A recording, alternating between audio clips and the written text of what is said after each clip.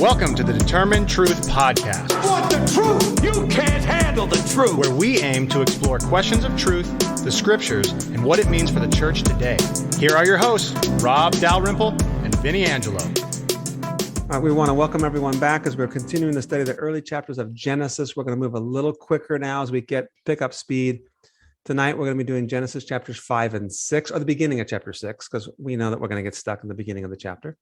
And then we'll do 6, 7, 8, and 9 in our next study, the flood narrative.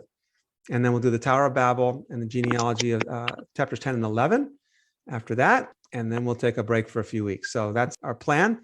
And what I discussed last week was the fact that we often read Genesis as though the creation story is chapters 1 and 2, the fall is chapter 3, and then we kind of work our way to redemption in Jesus and restoration, and then obviously the new creation at the end of the story. And so chapters 3 of Genesis and everything else in between is like between the fall, or chapter 4 in Genesis is between the fall and redemption. And what I pointed out last week was, I don't think chapter 3 is the fall. I think the fall is continuing. And what we saw last week was, Cain kills Abel. Okay, now so we had conflict in the human family in Genesis 3. Adam and Eve they're supposed to rule together. They're one, they rule as one, they rule as equals. And all of a sudden now they're not ruling as equals. There's enmity in the relationship that Eve wants to dominate the husband, but Adam's going to dominate and rule over her and rule in a nasty, domineering way. And they're not even one, and they realize their nakedness. But then we get to chapter 4, and now we have murder. And Cain kills his brother. And then guess what happens after that? Lamech kills 2 kids for looking at him the wrong way. And he's boasting about it. Genesis 5 and Genesis 6 are leading us into the flood narrative. So what's going to happen is, it's going to get so bad that God's going to say, you know what, let me kind of start over again. What we have in Genesis 5, well, actually at the end of chapter 4, let's go to the end of chapter 4 for a second. Somebody want to read Genesis 4, 25 and 26? Adam again had relations with his wife, and she gave birth to a son whom she called Seth. God has granted me more offspring in place of Abel, she said, because Cain slew him. To Seth, in turn, a son was born, and he named him Enosh. At that time, men began to invoke the Lord by name. All right, very good. Thank you, Jackie. So the first thing that we see is, remember this biblical story. I think this is so important. I've probably said it 100 times, but that's okay.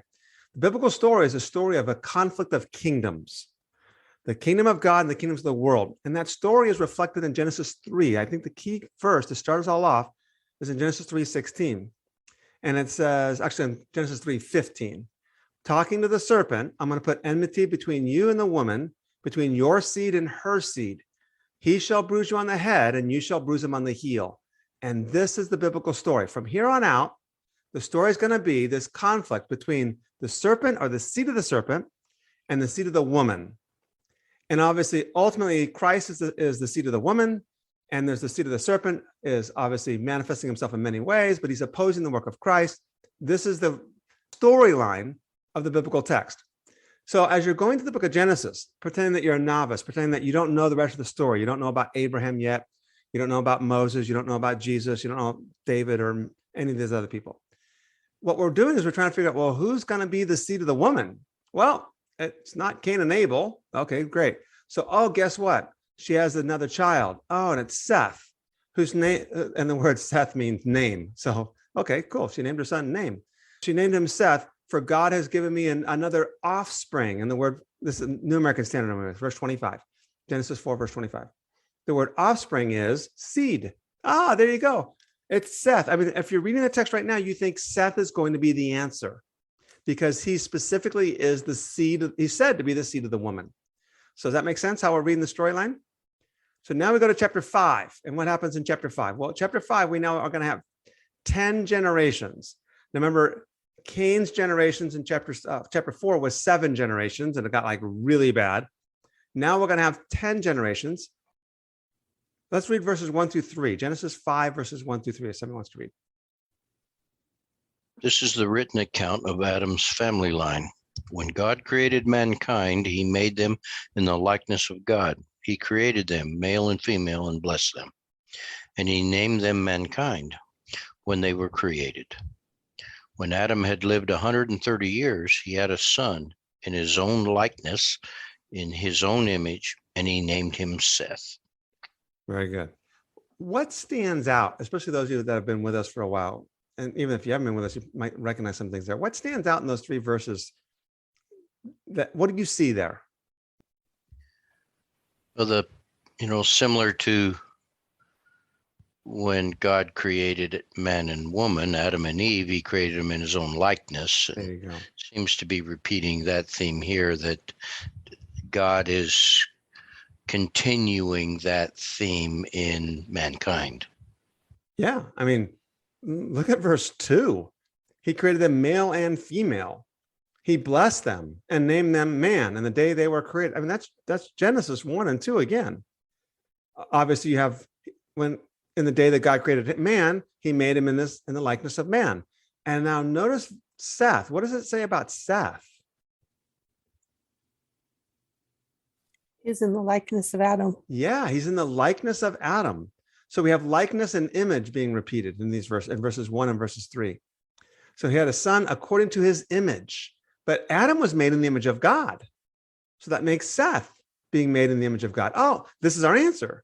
We need an image bearer who's going to rule over the fish of the sea and the birds of the air and subdue the earth. Adam and Eve failed to do it because they didn't choose wisdom from God. They choose wisdom from man, all the things that we discussed. Seth's going to be our answer. And that, if you're reading the story, that's what we think, but it's quick to find out that's actually not the case. In fact, we don't even have a whole lot going on with Seth. Chapter 5 is going to be 10 generations from Adam to Noah. So verse 30, Lamech lived 595 years and he became the father of Noah. He had other sons and daughters.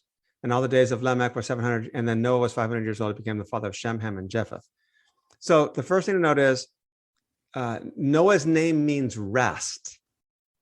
Okay, so the numbers are actually, I'm not going to make a big deal out of them, but this is, the author's telling you that he's constructing this in a certain way. 7 generations here, 10 generations here. Very intentional that the numbers have some kind of role. And 7, of course, the 7 days of creation, perfection, completion, totality. 10's the number for the law, the 10 laws, the 10 commandments. 12 for the people of God. These numbers certainly have, and they're just used consistently. Names for God are used certain number of times, 35 times here, 7 times 5. So now we have 10 generations from Adam to Noah, and Noah's name means rest. And when we get to the Noah account in chapter 6 through 9 next week, what we're going to notice is the fact that this is another creation account. All the animals come to him 2 by 2. What was the first time the animals came to someone 2 by 2 was... It happened before. It happened. Adam, when he named them? Yeah, Adam. And he named all the animals. God brings all the animals to Adam to find a suitable helper. And Adam names all the animals. Guess what? The ark is Eden, right? The ark is Eden. It's a place of God's protection, a place of God's presence. In the midst of what? In the midst of the storms all around. When you look at the storyline, you see, okay, the author is creating this incredibly beautiful story. All right, so here we go. So now, as you go through chapter 5, and it's just a genealogy, so we won't go through a whole lot of it. So look at verse 10. Enos lived 815 years after he became the father of Kenan, and he had other sons and daughters. And then verse 12, Kenan lived 70 years. He became the father of Mahalalel. And then he had other sons, verse 13, he had other sons and daughters. It's only describing one child. In each one of the genealogies, each one of the generations, a person's named, how old he was when this person had the child. Obviously, it's always a male. And then almost always it says he had other sons and daughters. And then he died when he was this old. And then so-and-so. Now, I think this came up last time, by the way. There are a couple names that are repeated. So there are a few names in Genesis 4 that are in Genesis 5. And you could simply say, well, the reality is, yeah, you have all these kids. Somebody's going to name their son the same name as, one of Cain's children is named the same as, I think Enoch and Lamech are both in in Seth's genealogy and in Cain's genealogy. They're different people. That's fine. So, but notice when you get to verse 32 now, when you get to verse 32, Noah was 500 years old and became the father of Shem, Ham, and Japheth. So why do you suppose all 3 are mentioned? They have a significance in the coming story. Yes, yeah, they're players in the next story. They're on the ark, and after they get off the ark, they're the ones that populate the earth. When you go to the table of nations in Genesis 10 and Genesis 11, you're going to have this genealogy of the descendants of Shem, the descendants of Ham, and the descendants of Japheth. They populate the earth, if you want to look at it that way. So absolutely. Very good, Sandy. Okay, so here we go. Let's see if there's anything other notes. Hey, Rob. Yep, very good. Yep. A couple weeks back, you mentioned that the human genome indicates that there's 16 original people. Obviously, the 8 doesn't equal 16, but if we looked at everybody getting wiped out, we're going back to 8 and starting over, right? Well, yes, but the question is going to be, are we intended to read the Genesis flood narrative as this global flood? Well, that's the general evangelical conservative reading of that. But how do you get descendants of Cain after the flood if the flood was global? How do you get Genesis 6? We're going to have these giants on the earth.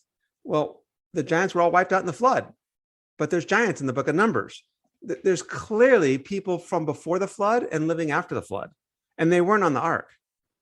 So I think when you look at the story itself, it's not intended to be this global flood. And of course, it says, well, all the mountains were covered. And the question that you ask is, you say, well, all the mountains from the author's perspective, or all the mountains from God's perspective? And that's really the fundamental question. And you can go either way on that, because what are we going to do? Is it the Moses or Noah or some Israelite later on saying, as far as people could tell, all the mountains were covered? That doesn't mean that all mountains were covered. It just means all the ones that they could see. Now that's interesting too, though, because like the History Channel, and I'm not going to base my theology on the History Channel, obviously, okay, but they do talk of like flood accounts or flood narratives, yes, in a lot of the cultures around the globe. Mm-hmm. So yeah, but most of those flood accounts, if I'm not mistaken, are almost all localized floods. They're not global floods. Mm-hmm. So if Noah's flood is to be compared with these ancient floods, then it's not a global flood either. So, but I'm not an expert on that, so don't quote me on that. I'll have to check that. I'll have to double check that.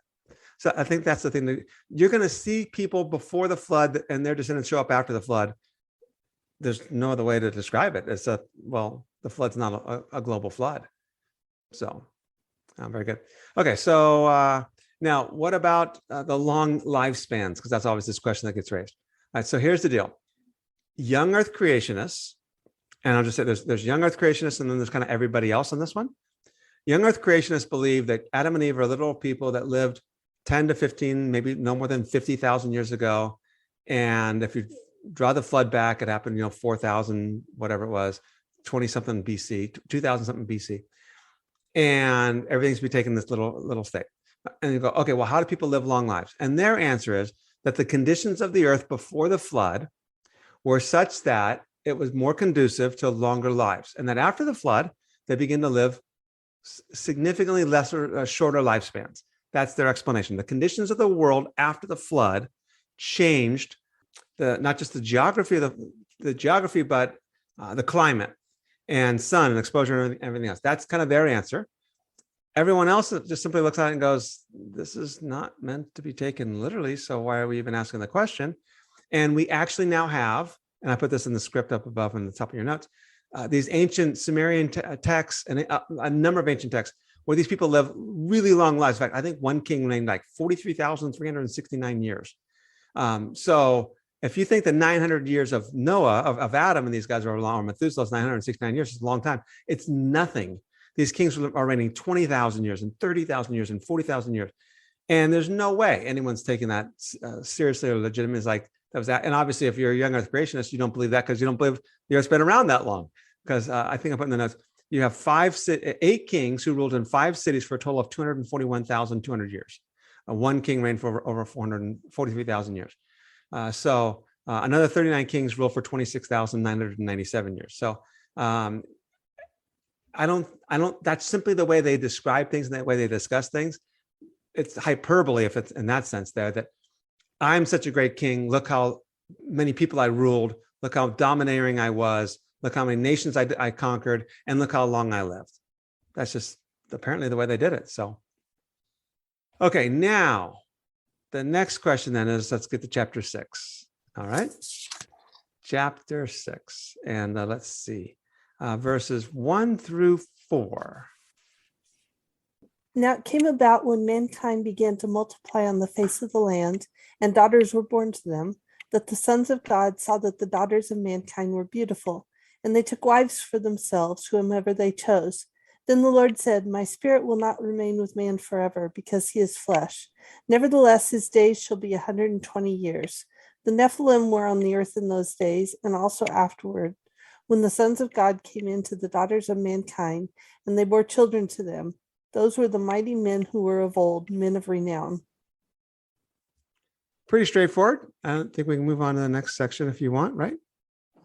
So easily one of the most difficult passages in the Bible. And I think it's one of the most difficult passages in the Bible because we have constructed a theology that it's really hard to fit this into the theology. And let's just be honest. I think if we were to simply go, okay, what would this have meant in the ancient world? What could Moses or whoever wrote this be saying? How would they have thought about it? I think actually it's not that hard. It's still like, okay, I know what it means, but I don't understand what it's saying. So we have these two problems. Number one is we can't really understand what the ancient text is saying very well because it doesn't fit with our worldview and perspective. And then once we do understand what it's saying really well, it's like, okay, still doesn't really make sense to me anyway. So we're stuck either way we go. So let me kind of run through the text, and then we'll go back to this last big question of who are these sons of God and things of that nature there as we go. And you can ask questions, but we'll see how we go. So mankind is increasing. In fact, it says they were multiplying. That's what they're supposed to be doing, right? Be fruitful and multiply. Awesome. Good news. Excuse me. And daughters were born to them. Now, it doesn't mean sons weren't born to them. It's just simply what's relevant for this particular story is that the daughters were born to them. So now that the sons of God, okay, verse 2, the sons of God saw the daughters of men were, well, most of your translations say beautiful, right? They saw that they were beautiful. The ESV says attractive. Tell me if you have something else you're willing to jump in. Fair. Fair? Really? Yeah. You have the New King James, right, Anthony? No, the NRSV. NRSV, yeah. And NRSV says fair. I can see it there now, yeah. New King James says beautiful. New Living Translation says beautiful. NIV says beautiful. Net Bible says beautiful. All right, attractive, ESV. All right. Most of your Bible, if you have a paper Bible or whatever, it should have a footnote near it, right? Saying for that word. And the footnote says it's the word good. Now, the word good can mean beautiful, because obviously I saw that the women were good and they took them for wives. Okay, so clearly it has, in other words, beautiful is not a bad translation. It's accurate, attractive, fair. Those are all fine translations. But what we're learning as we read the text is these words are key because they link you to something else. The word good is a very important word in the first 3 chapters. Right? When do you see the word good in the first several chapters of Genesis? When God says this creation is good. Yeah, God says it repeatedly. It's good, it's good, it's good, it's good, it's good. Right? Then, verse 6, the woman saw that the tree was good for food. There you go. Genesis 3, verse 6, the woman saw that the tree was good for food. Now, notice what happens. She saw that it was good. And what did she do? She took it. Verse 6, Genesis 3, verse 6. I have the New American Standard again. When the woman saw that the tree was good for food, that it was a delight to the eyes, and it's desirable to make one wise, she took from its fruit, and she ate, and she gave to her husband with her, and he ate. Now let's go to Genesis chapter 6 again and read it again. So what happens? Well, the sons of God saw, Genesis 6, verse 2, that the daughters of men were good, and they took wives for themselves. It's another fall narrative, isn't it? It's what Adam and Eve did in the Eden, except it's upside down. And we'll discuss why it's upside down here in a little bit. The first fill in the blank, I think on your notes, is saw. They saw that those were beautiful or good. And then the next one is took, and they took wives for themselves. Same word that used, Eve saw her perception of the fruit in Genesis 3, verse 6, and it was good, and she saw the fruit was good for food, and she took. In my notes, it says, spiritual beings being tempted by human women is an inversion of the garden. Do you guys have that line on your notes? Okay, good. It's an inversion of the garden. Humans were tempted by spiritual beings. So in the garden, the serpent tempts Eve. And in this story, women tempt the serpent or tempt the sons of God. Now we have to figure out who the sons of God are. Some of you might already have a good idea. Does that make sense? The inversion of the story? I'll say it one more time. Spiritual beings tempted by human women is an inversion of the garden when humans were tempted by spiritual beings. All right, so now God expresses his displeasure. And the next fill in the blank is, my spirit will not strive with flesh forever. Verse 3. So the Lord said, guess what? My spirit will not strive with humanity, mankind, forever, because he's also flesh. Nevertheless, his days shall be 120 years. And the 120 years is very likely a reference to how many more years until the flood. Okay, and again, whether this is literal or not, it's 10 times 12. So that tells you the significance of the number 120. But people say, oh, mankind can only live 120 years from this point forward. And like, no, Abraham lived 175 years, and Abraham's way after this. So people are living longer than 120 years. Moses lived 120 years, but people after this point in time are living more than 120 years. It can't refer to lifespans. It has to be the number of years until the flood. And if you do the chronology of the flood narrative, if you're able to do that, it seems to suggest that's what's happening. It's whether we should take that chronology literally or not. So the spirit, though, is important, because if we go back to Genesis chapter 1, the spirit is the agent through which God created. Genesis chapter 1. So in the beginning, God created the heavens and the earth. And we discussed the fact that Genesis 1 verse 1 probably should be translated in the beginning when God created the heavens and the earth. I mean, they were already there, and now he's forming them. Verse 2, the earth was formless and void. Darkness was over the surface of the deep, and the Spirit of God was moving over the surface of the waters. There you go. And that's really important when you go through the rest of the biblical story, because you can't underemphasize Pentecost here.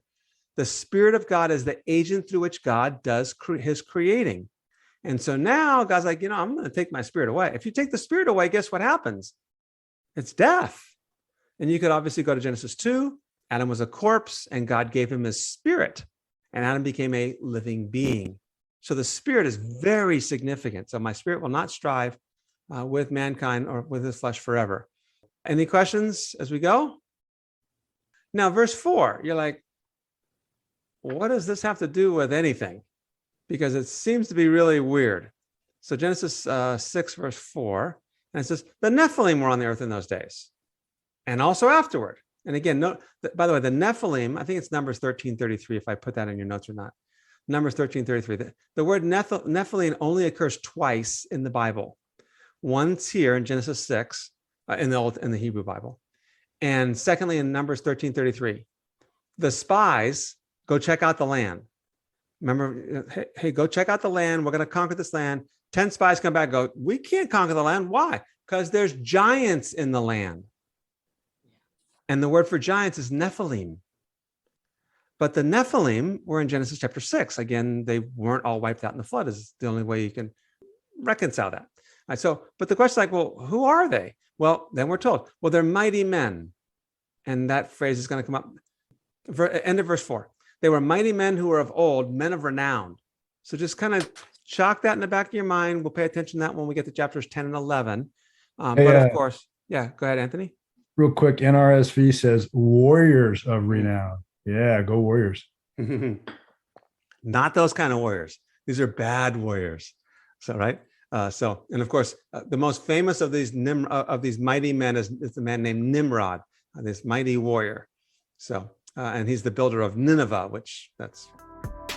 Hey everyone, thanks again for listening to the podcast. We really appreciate it. Hopefully it's blessing you. Hey, do us a favor. If this is something that you are digging, if it's helping you, if it's encouraging you, take a second just to like it, give it a review, give it 5 stars if you think it's 5-star worthy. Share it with your friends. And we just want to get this out to more people. This isn't something that we're in for the bucks, but it's something that we want to encourage and equip people with. So do that, help us out. And now we'll get back to the podcast. The mighty men of renown. They're apparently the same thing as the Nephilim. Whatever they are, they're old, they're famous. You know what I'm talking about, whoever the recipients of this text are about. So now the question is going to be, well, who are the sons of God? So 3 ideas on who the sons of God are. First option is, well, it's the godly line of Seth and the ungodly line of Cain. So the godly line of Seth, the sons of God are the descendants of Seth, and the daughters of men are the descendants of Cain. Now, the problem is, where do you get that from? Number one, that's not what the word sons of God actually means in the Bible. It's never used that way. But as far as we know, Cain's off somewhere else right now, right?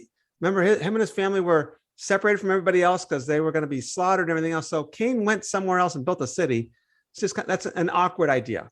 But again, what they're trying to do is they're trying to take that view is trying to take things literally and read things without the spiritual dimension, only in terms of, okay, this is only human caused.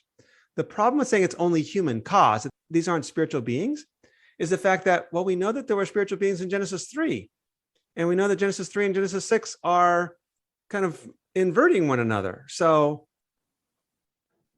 the second option is the sons of God are kings, dynastic rulers. And that is true because sons of God does kind of have this reference to kings, and the daughters of men are their harems. So their sin is polygamy. And the problem is that sons of God are, the word sons, plural, is never used that way. So a king could be a son of God, but sons, plural, are never used for kings. All right, the last option, and we'll discuss this more as we proceed. Sons of God are the Elohim. In fact, the word actually sons of Elohim, the B'nai Elohim. So sons of Elohim.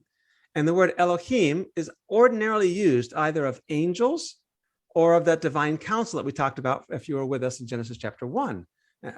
When God says, let us make man in our image, God's speaking to this divine council. Now, let me briefly kind of remind you about the divine council and that idea, and then we'll come back to it in a little bit.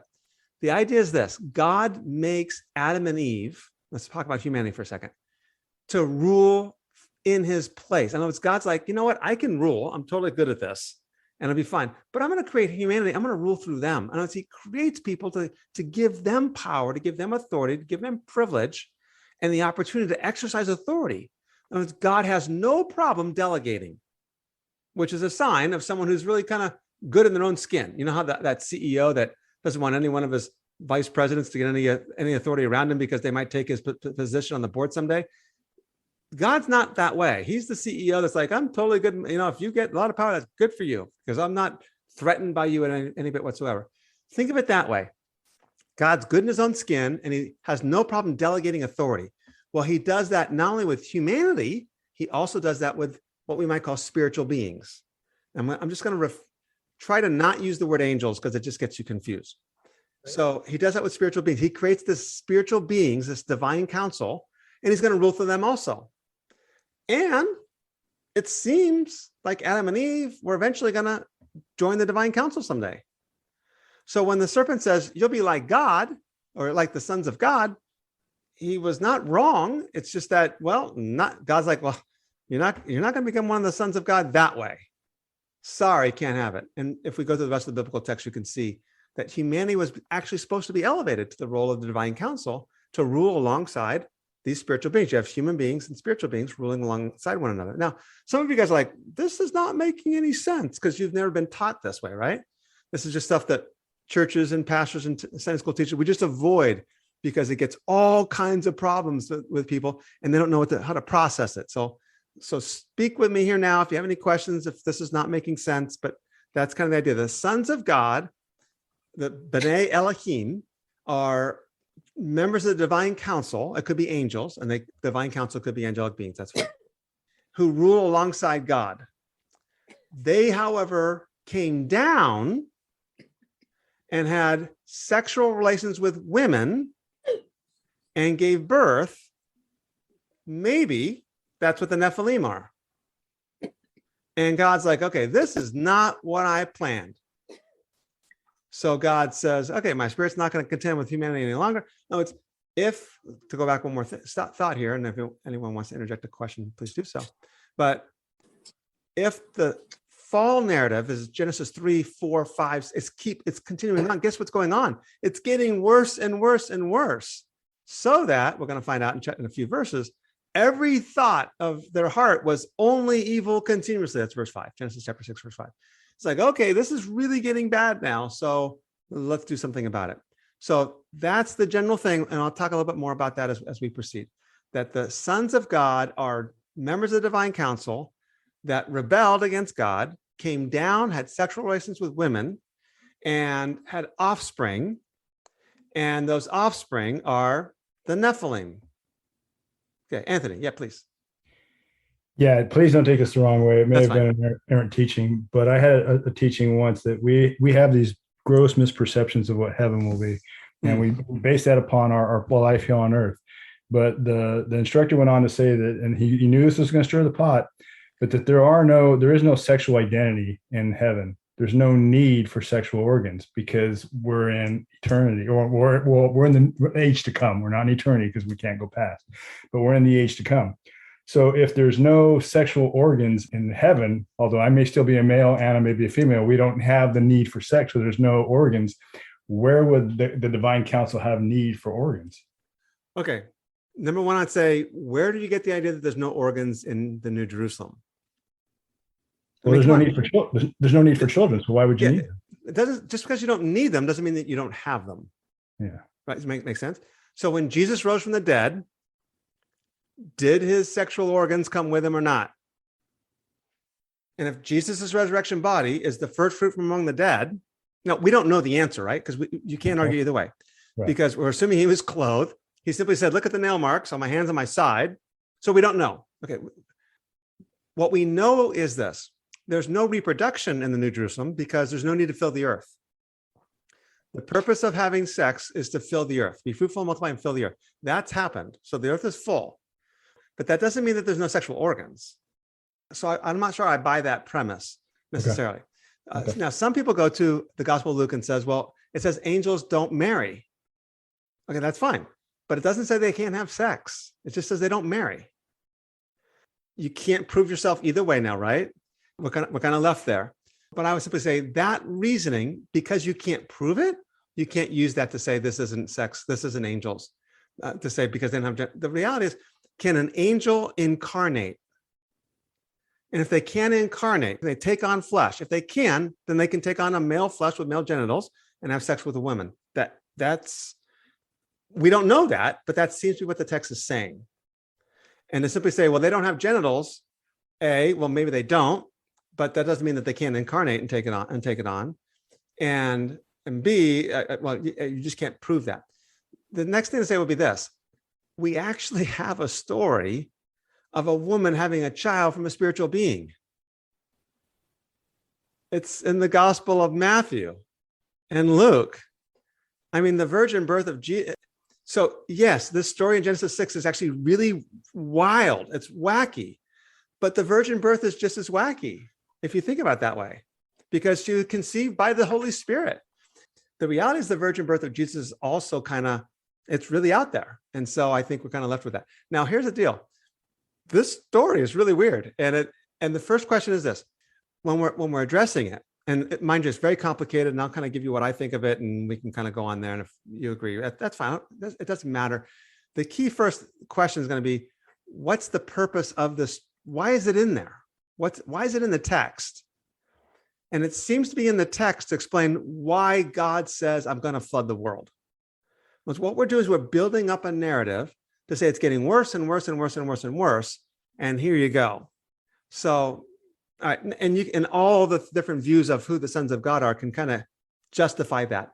So that's fine. So this is clearly not essential to anything, any bit whatsoever to moving forward. I do think it does remind us in a more vivid way what you see in the New Testament. Our battle is not against flesh and blood, but against the spiritual force of evil in the heavenly realms. You see the fact that Satan tempted Jesus. I'll give you all the kingdoms of the world if you bow down and worship me. You see in the book of Daniel, you see the prince of Persia, which is a demonic being.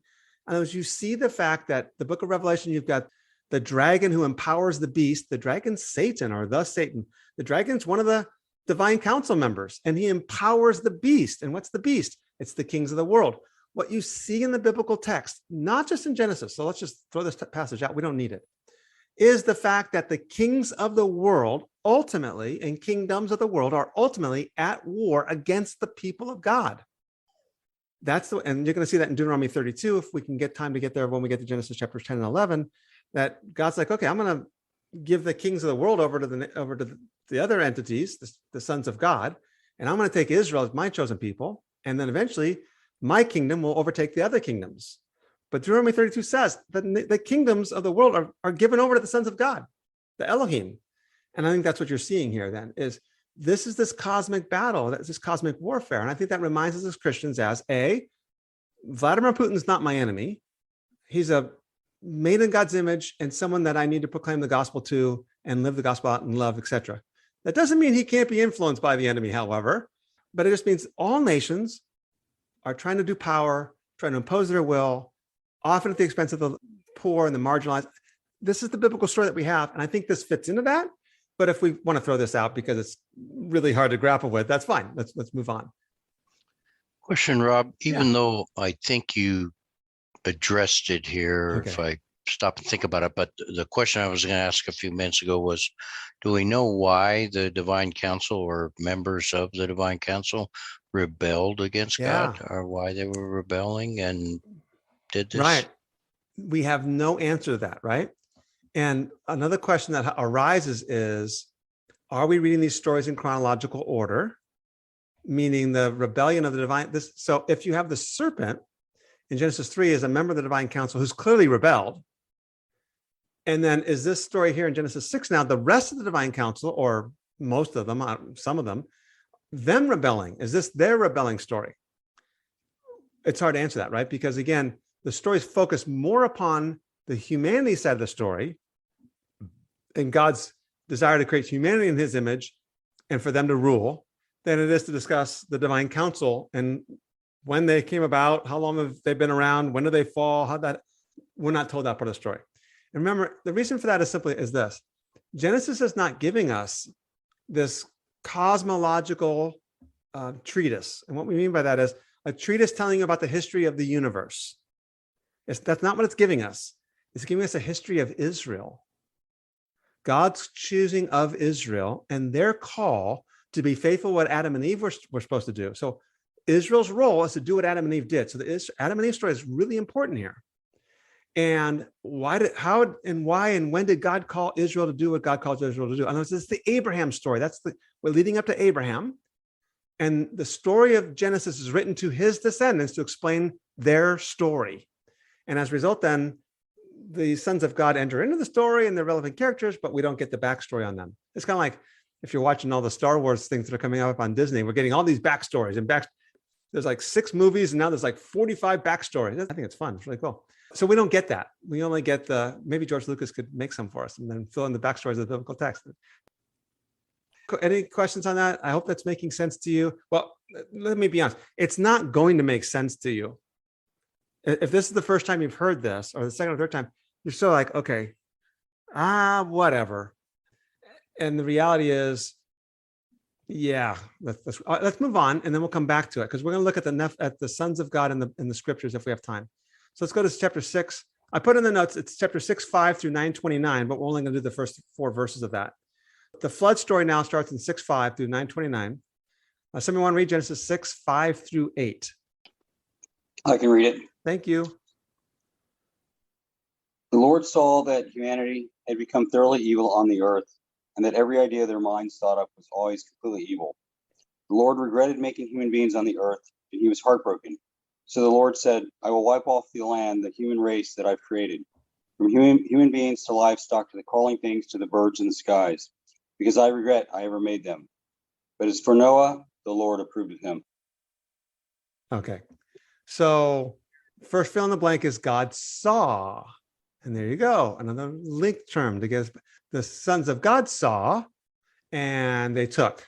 Not that they were good and they took. So God saw, and what did God see? Everyone is guilty. Not good. Now, the next, I'm just going to mention this to you. It's not a really big deal, but I think I have put this in your notes here. Letter B, God felt sorry, tormented. The Hebrew word is naham, that he had made mankind, except for Noah. And there's a word play there because the word for Noah, it's basically the same letters as the word naham in Hebrew.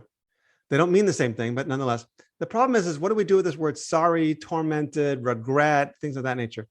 And one of the leading evangelical biblical scholars, and I think he still doesn't mind being called an evangelical, John Walton says, I don't think this makes sense as God felt sorry that he made mankind, or that God was grieved that he made mankind.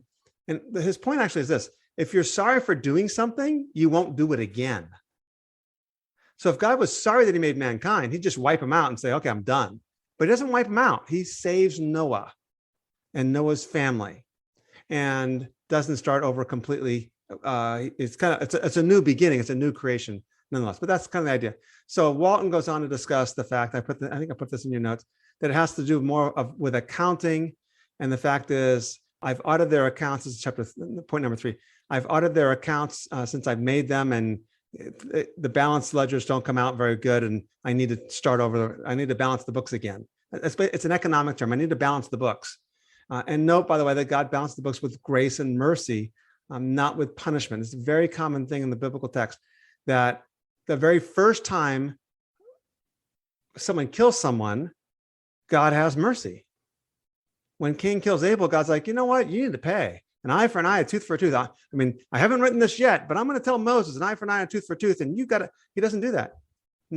Cain says, look, they're going to kill me. And God's like, well, you deserve it. He doesn't say that either. So God says, you know, I'm going to send you away and I'm going to put a mark on you, whatever that might mean. You're protected. It's mercy. So again, the idea that we read the biblical story with God as this evil guy upstairs wanting to render justice at all costs, at all times, which doesn't fit with the biblical story of God as love. And for God to love the world, we should immediately recognize there's a problem here, because which one is it? Maybe it's the fact that he's actually not this evil ogre sitting upstairs wanting to bring judgment upon everybody. All right, so the next thing, now here we go. God decides he's going to blot them out, but Noah found favor with God. Okay, Noah found favor. And you can argue two ways, whether that's found favor or won favor. Of course, if you say he won favor, then you're making, works a more prominent role in the biblical story. It doesn't, whatever you want to do, that's fine with me. But here's the key thing with Noah. And it's this theme of a remnant. Now, again, I don't think this is a global flood. I think you're still looking at the story of Adam's generations, whatever. There are other people around. It's not a global flood. Well, we can talk about that more in the next couple of weeks. But God's starting over with Noah. And he's got Noah, he's got his sons, he's got him an ark, all the animals. Here we go. Let's try it again. Let's see what we can do. So Noah found favor with God. And it's this theme of a remnant. So in the book of Isaiah, when God said, I'm going to wipe them all out, but then the holy seed is its stump. That's Isaiah chapter 6. I think it's verse 12, 13. The holy seed is its stump. God's going to, Israel's a tree and it's going to be knocked down, but the holy seed is its stump. We know that the seed is Jesus, but it's also a shoot. It's a branch. It's this remnant that God's going to preserve. God always preserves a remnant. And I think that's really significant, especially as we talk about, modern day Western Christianity. We're like, it's gone pretty far astray. It's pretty corrupt. And the answer is there's still a remnant there, guys. There's still a remnant. We could be totally disillusioned by everything we see in the Western Christian church and its embracing of nationalism, its embracing of all these different things and the anger and the hate and everything else.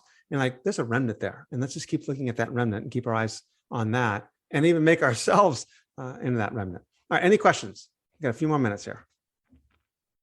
So let's look at these references that are on the bottom of our notes. And what I want you to note, and what the answer to the story is that sons of God always, in the plural, refers to this heavenly council. It just does. So to go back to Genesis 6, it can't mean anything else. So Psalm 29, verse 1. Somebody wants to read it. Go ahead. Ascribe to the Lord, sons of the mighty. Ascribe to the Lord glory and strength. Sons of the mighty, of course, is sons of the Elohim. Doesn't prove to you that they are angelic beings. We'd have to look at the whole passage. Psalm 82, which is really key. Let's read Psalm 82, 1 through 8. I know we're not going to have time to discuss the whole thing, but if someone wants to read verses 1 through 8 of Psalm 82. I got it. Thank you. Plea for justice. God has taken his place in the divine council. In the midst of the gods, he holds judgment. How long will you judge unjustly and show partiality to the wicked? Give justice to the weak and the orphan. Maintain the right of the lowly and the destitute. Rescue the weak and the needy. Deliver them from the hand of the wicked. They have neither knowledge nor understanding. They walk around in darkness. All the foundations of the earth are shaken. I say, you are God's children of the Most High, all of you. Nevertheless, you shall die like mortals and fall like any prince.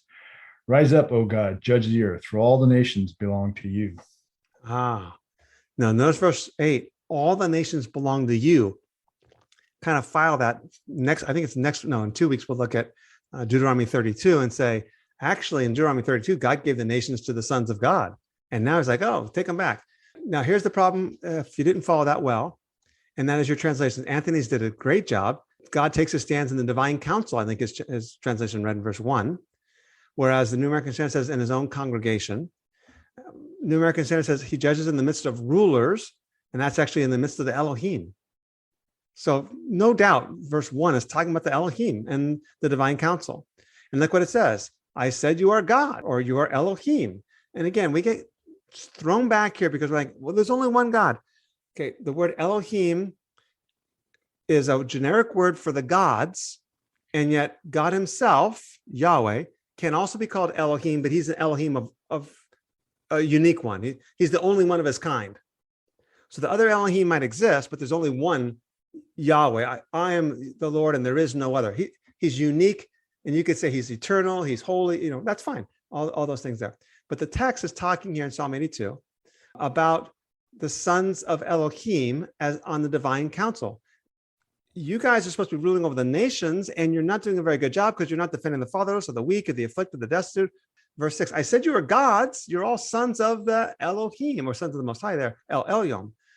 And nevertheless, you're going to die like mere men. Arise, O God. You judge against them. That's the best example that you have there. Job chapter 1, somebody have a comment? All right, Job chapter 1, verse 6. We'll just look at a couple of verses really quickly. I have that. Thank you very much. One day the heavenly beings came to present themselves before the Lord, and Satan also came among them. The Lord said to Satan, where have you come from? Satan answered the Lord, from going to and fro on the earth and from walking up and down on it. Go ahead and do chapter 2, verse 1. And pay note of the translations because yours are going to be different than Anthony's. Okay. Attack on Job's health. One day the heavenly beings came to present themselves before the Lord, and Satan also came among them to present himself before the Lord. Now, the Hebrew says B'nai Elohim in chapter 2, verse 1, and chapter 1, verse 6. When the sons, my translation says when the sons of God, or when the sons of Elohim. So when the sons of Elohim, chapter 1, verse 6, and chapter 2, verse 1, it's this heavenly council. They came to present themselves before the Lord. Again, they're co-rulers with God because God has no problem delegating rule and rulership. And then Job 38, verse 7, will say something similar to that.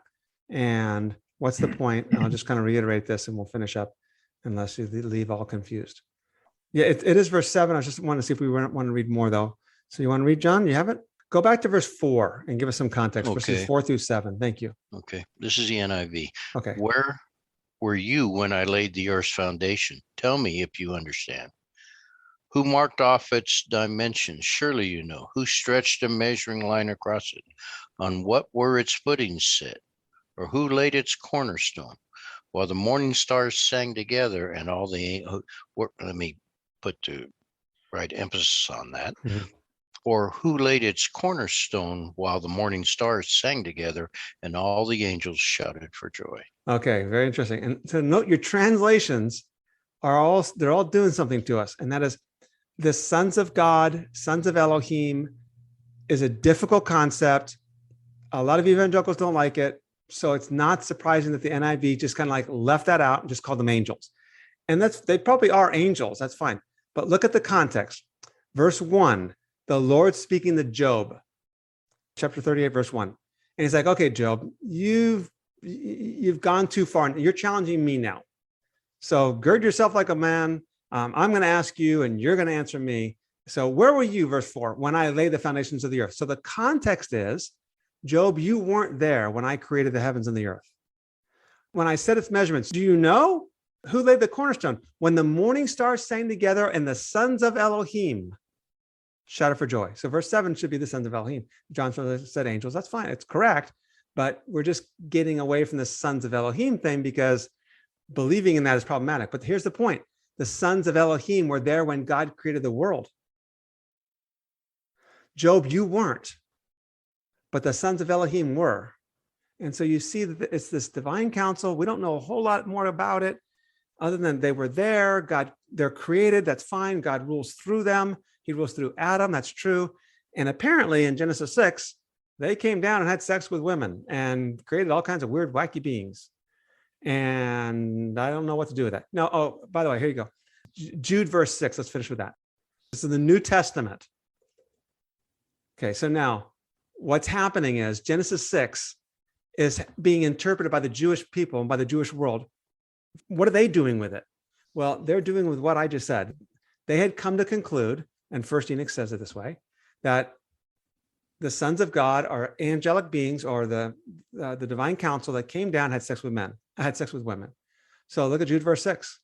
Angels who did not keep their own domain, but abandoned their proper abode, he's kept in eternal bonds in a darkness for the judgment of the great day. That is basically a quote from the book of First Enoch. And you might not know about First Enoch, but First Enoch is a Jewish writing before the time of Jesus, in which and in First Enoch chapter 6 through 10, if you want to actually, you could probably look it up. I'm sure you could do it. I'm sure it's free. So First Enoch chapter 6 through 10 describe their view of Genesis 6. What's happening with the sons of God? Well, read First Enoch chapter 6 through 10, and you'll figure it out. And the answer is, it's what Job verse 6 is saying, that angels left their abode, came down and became incarnated and became human-like, had sex with women. So, and that's what is happening in First Enoch. So that's the Jewish world. And so my answer is actually, we're stuck with this interpretation because the New Testament affirms it. So, if we only had the Old Testament, we can maybe it's sons of God or descendants of Seth. And it's like, no, the New Testament affirms that these are angelic beings or the divine council that came down and made a mess of things. So since they came down at that point, are they no longer angels, and is it demonic? I mean, sure, I would say it's definitely demonic in the sense that if the divine council are angelic beings, I've tried to refuse the word angels because I don't want you to blur them. They're like superior angels, right? They're the divine council. They're the sons of God, sons of Elohim. And angels aren't called the sons of Elohim, but the sons of Elohim are called angels. Does that make sense? The sons of Elohim are angelic beings who then rebelled. And so that by definition makes it a demon. And that's this biblical spiritual warfare story that Bible really makes a big deal about. And the spiritual beings are in control of the kingdoms of the world. And we need to realize that. Doesn't mean the kings of the world, we can't pray that they do right, pray for the kings and advocate for justice, but we should not be surprised when they do evil and oppression, because this is the war that's been going on all along. So, all right, I won't trump that horn anymore. Are we good? Any questions? Boy, this whole last several minutes has really thrown me for a loop. Okay, well, talk to me about it. And what I thought was maybe greater than a basic understanding, but granted, I've barely scratched the surface. Yeah. When I hear the term sons of God, children of God, I think of good things, good people. Mm-hmm, mm-hmm. I don't think of bad people or people doing bad things or wrong things. Sons of God to me sounds holy, righteous. Yep. Because in the New Testament, it does mean that in the New Testament. Yeah, blessed are the peacemakers, for they will be called the children of God. That's right. Yep. So now, and then I even struggle with, the angels being bad, but I think I understand that Satan at one time was an angel and he had fallen. He was one of the sons of God. I think I can understand that part better. Difficult for me to understand and accept this understanding of sons of God being doing bad things, not being righteous. So in the Old Testament, and I'm not certain of this, but it's used predominantly, it may be used all the time, but I'm not certain of that, for this divine council. And they go bad. That's all you need to know. Now, if you throw that out and forget about it, we're still good, because the point that I think is so significant is made emphatically in the New Testament, and especially in the book of Revelation. That is, the beast, the dragon empowers the beast. The dragon is the serpent, that's Satan. It's the sons of God, it's the Elohim who have fallen, and they empower the kings of the world. That is something that we do not have a very good grasp of, and we make serious errors when we fail to understand that significance. So you can throw the Elohim thing out of it, don't worry about it, but that's, I think, what Genesis is doing. And you can understand why has this been so. One of the reasons why it's hard to reckon with is because you just don't hear about it. And we don't hear about it because, well, we want a softer, gentler Bible that doesn't create all these problems, and it doesn't advocate these weird worldviews that I don't know what to do with. And we have a modernist worldview, and God fits in that box, and that's the way it is. And so, well, our translations will even help us out a little bit. But I probably wouldn't teach this in a Sunday school class at most churches either, just because it's just going to create too much trouble.